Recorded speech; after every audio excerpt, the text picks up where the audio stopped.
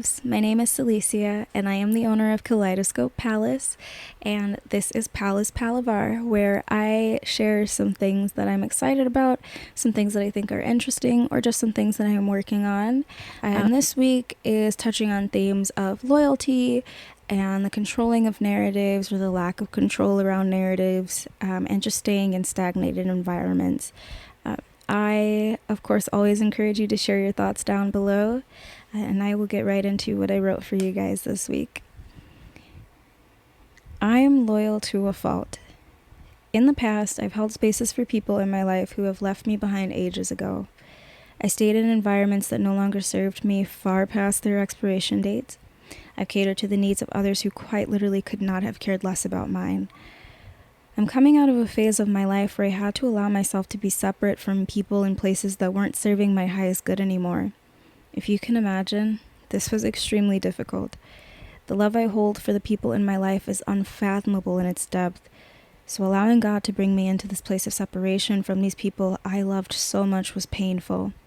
And I won't make light of it, this process took years. I was frustrated because at a time where I felt like I was becoming more myself, I was watching more of what I viewed as my community grow further and further away from me.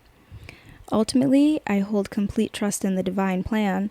Sometimes it requires you to be virtually alone for you to really see yourself. I had to be alone to allow myself enough space to examine why I insisted on pouring love and effort into things that weren't willing to reciprocate.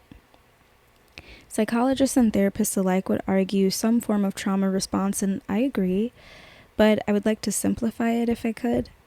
For me, it was the hope that I would eventually get that same love in return. People pleasing, which I had touched on before, but also fear of being the mean one, of wanting to control the narrative others would create about me in their life.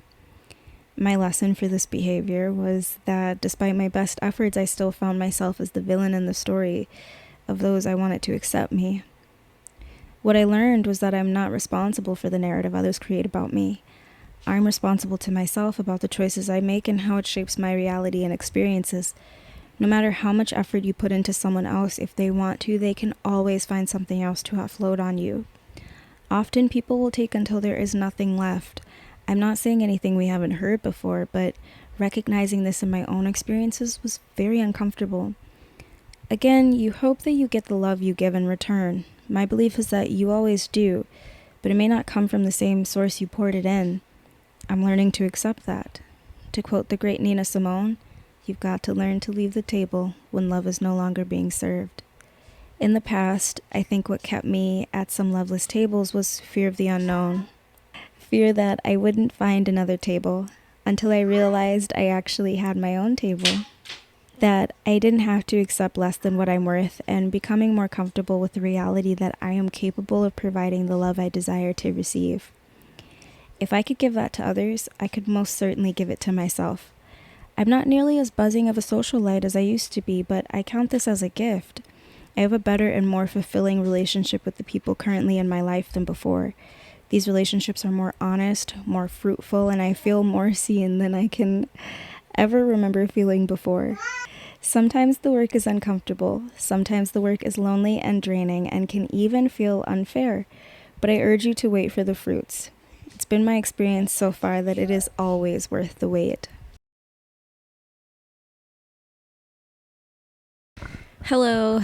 Yes, different day, different outfit, and I am sick. Let's get into it. So I just wanted to come on and share my thoughts. I ended up having a conversation with the lovely Tari by Body TLC. If you don't follow her, you should. I'll tag her down below.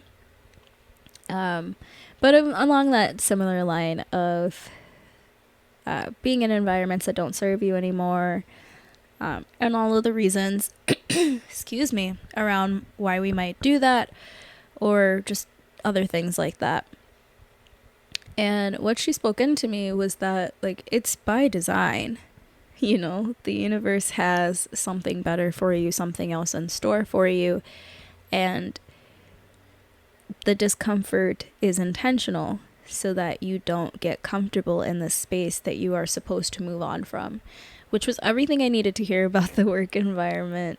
But sometimes I think we forget that the same thing applies in our personal relationships of like, yes, losing that friend was really painful, but there was something in it that you were supposed to learn. There was something in it that you were supposed to practice for yourself.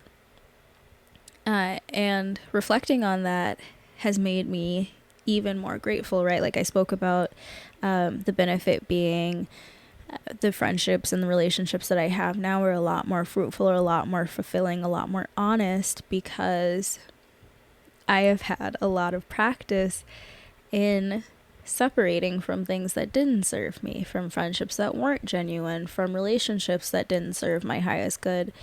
And those things are uncomfortable. Like, if those people had acted in a way that never made me uncomfortable, that just did everything that I wanted, I would have never left those relationships and would have continued on with those underserving habits that I had. So I'll keep it short and sweet. I think that really just spoke to me, and so I wanted to share that with you guys. Thanks so much for watching yet another episode of Palaver, and I look forward to talking to you soon.